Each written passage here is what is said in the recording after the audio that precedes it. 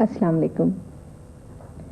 غالباً او ہنری نے کہا تھا کہ کہانی لکھنا دیاسلائی کے تنکوں سے عمارت بنانے کے مترادف ہے۔ اگر ایک تنکا بھی زائد ہو گیا تو کبھی کبھی پوری عمارت نیچے آ رہتی ہے۔ میرے سامنے اس وقت جو کتاب ہے سمجھوتا ایکسپریس، ایسا لگتا ہے کہ اس کی مصنفہ اختر جمال صاحبہ نے اسی اصول کو پیش نظر رکھ کے یہ کتاب لکھی ہے۔ کراچی سے جو پہلی ریل گاڑی سرکاری ملازموں کو لے کر راولپنڈی کے ریلوے اسٹیشن پر آ کر کھڑی ہوئی، اس میں سے میاں تابیدار اور تکرم باز خان دونوں ایک ساتھ ہی اترے۔ اس قافلے کے ساتھ سامان، کنبے، قسم قسم کے مسائل اور نئے دارالخلافہ آنے کی خوشی بھی تھی۔ اپنے اپنے چھوٹے بڑے گھونسلوں میں جا کر انہیں ایسا لگا کہ وہ سب جنگل میں منگل منانے کو جمع ہوئے ہیں۔ چاروں طرف ویرانے میں زور زور سے گیدڑ بول رہے تھے۔ چھوٹے سے بازار کی روشنیاں دور سے ڈھارس دیتی تھیں کہ یہ آبادی ہے، کہاں کراچی کا شور و شغب، ہنگامہ اور گہمہ گہمی، اور کہاں یہ سرد اور خاموش سناٹا۔ رفتہ رفتہ وہ اس متضاد زندگی کے عادی ہونے لگے اور سکون و خاموشی کی دولت انہیں بھلی لگنے لگی۔ شکرپاریاں کی پہاڑی پر کھڑے ہو کر جب تکرم باز خان نے پہلی مرتبہ شہر کو دیکھا تو انہیں یہ شہر کم اور نقشہ زیادہ معلوم ہوا، نقشہ بھی ایسا جس کے سب رنگ ادھورے ادھورے اڑے اڑے سے تھے۔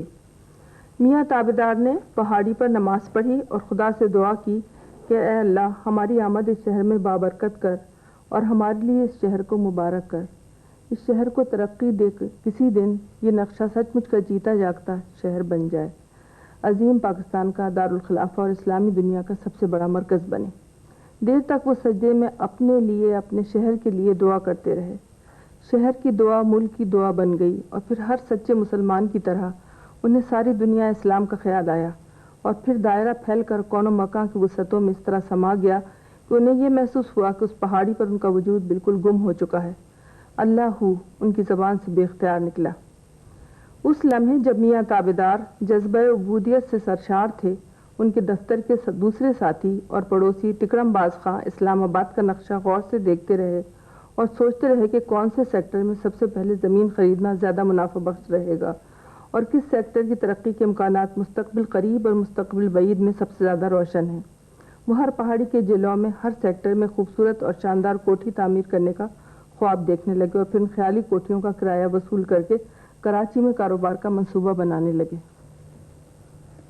اختر جمال ہمارے افسانے نگاروں کی کہہ سکتے ہیں کہ اس نسل سے متعلق ہیں جو دوسری جنگ عظیم کے بعد آئی وجود میں، اور بالخصوص بعض خواتین جیسے حاجرہ مسرور، ختیجہ مستور اور ایسے ہی کچھ بڑے نام ان کے ساتھ انہوں نے لکھنا شروع کیا۔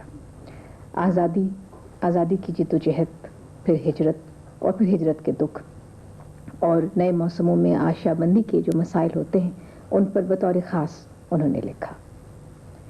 تازہ کتاب ان کے اگر اس سے پہلے دیکھا جائے تو زرد پتوں کا بن اور پھر انگلیاں فگار اپنی کے ہی تسلسل میں ایک نئی کتاب ہے۔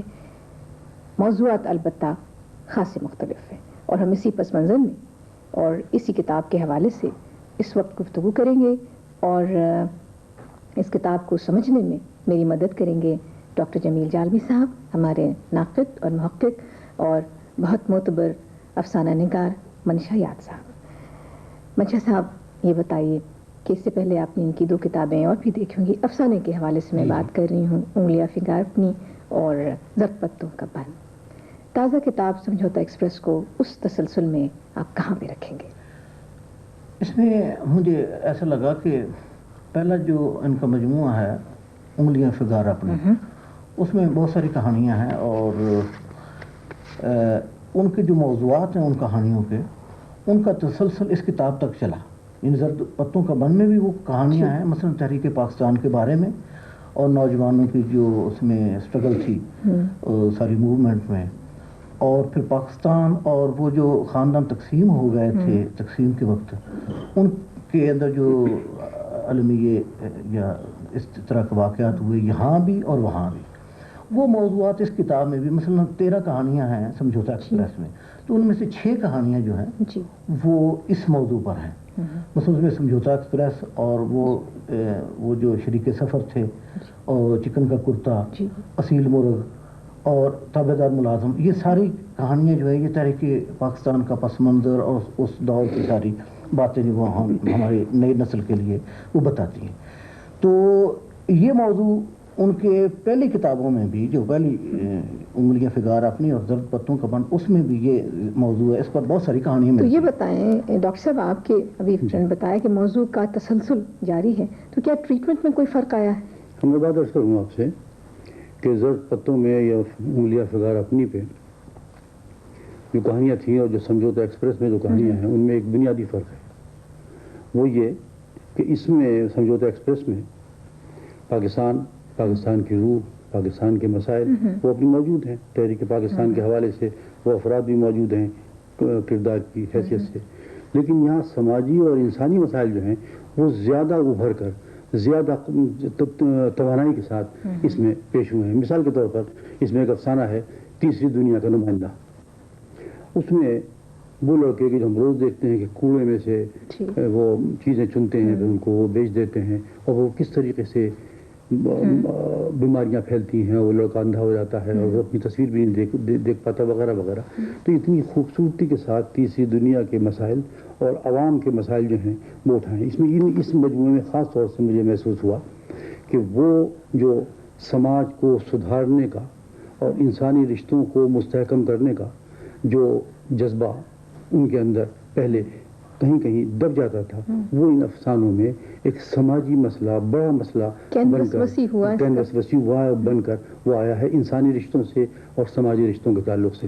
حتیٰ کہ جس کہانی کا ابھی منشا یار صاحب نے ذکر کیا، چکن کا کرتا، بہت خوبصورت کہانی، بہت خوبصورت. مجھے تو یہ افسانہ ایک نظم لگتا ہے. بالکل.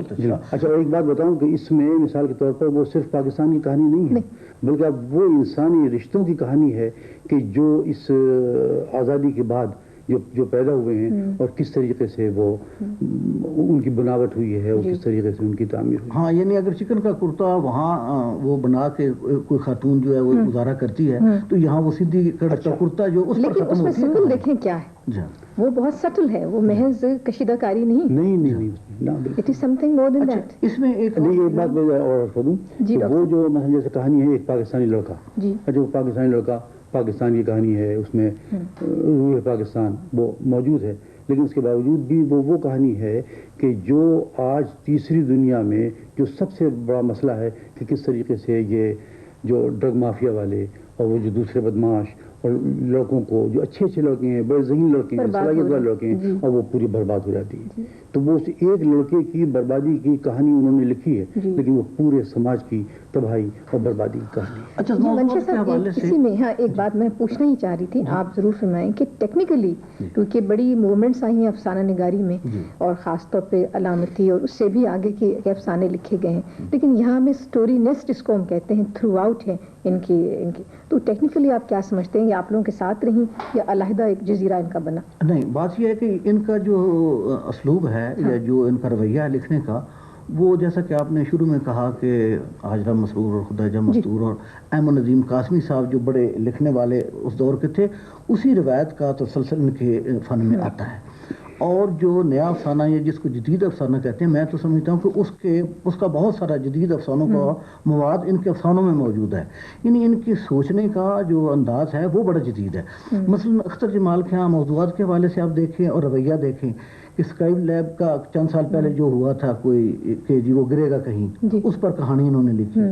اچھا، اس کے بعد چاند پر جب انسان گیا تو وہ پہلی کہانی ہے جو بھوپال میں یونین بار کا بھوپال کا جو سان ہے اس پر لکھی. تو اس طرح جو جدید رویے ہیں، علوم ہیں، اور جو انڈسٹری یا صنعت سے جو نقصان، جو فوائد انسان کو حاصل ہوتے ہیں، ان کو یہ موضوع بناتی ہیں. اور پھر مغرب کے جو معاشرے ہیں ان کو انہوں نے بہت ساری کہانیوں میں کینیڈا کا. مگر منشا صاحب اس میں دو کہانیاں ہیں، چونٹی اور راج ہنس فنکار، اس کے بارے میں آپ بتائیں منشا صاحب.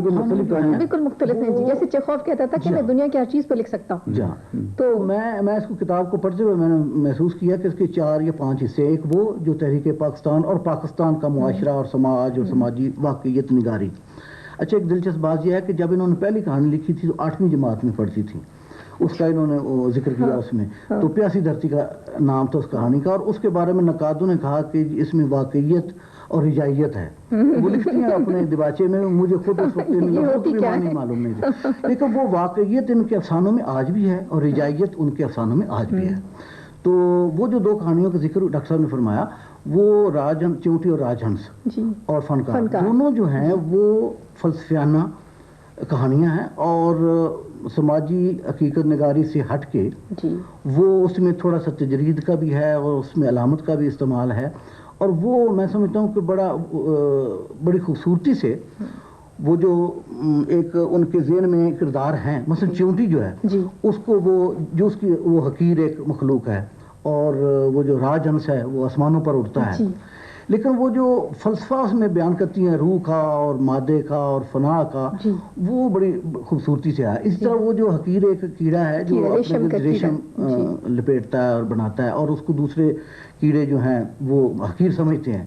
تو اس میں سارا میں سمجھتا ہوں کہ وجود کا جو ہے اور جو انسانی عظمت ہے اس کا اس حوالے سے انہوں نے مشاہد صاحب ایک بات دیکھیں کہ جسے آپ کہہ رہے ہیں علامتی, وہ راج ہنس اور چیونٹی والی جو کہانی ہے اس میں واقعیت جو ہے کہ جو ان کی خاص ایک مزاج ہے اختر جمال کا, اس میں علامت جو ہے اور واقعیت دونوں کا امتزاج اتنی خوبصورتی سے ہوا ہے, یعنی وہ کہانی کھلی رہتی ہے, اشارہ کا اشارہ وہ بن جاتی ہے, نہیں بننے پاتی, گورکھ دھندا وہ نہیں بننے پاتی. تو میرے خیال یہ ایک بڑی خوشائن بات ہے ہماری ایک بہت کونا مشق افسانہ نگار کی فنی سفر میں, کہ جس انداز کی کہانیاں وہ پہلے لکھتی تھیں وہ تو لکھ رہی ہیں, لیکن ساتھ ساتھ ایک نیا باب بھی کھل رہا ہے.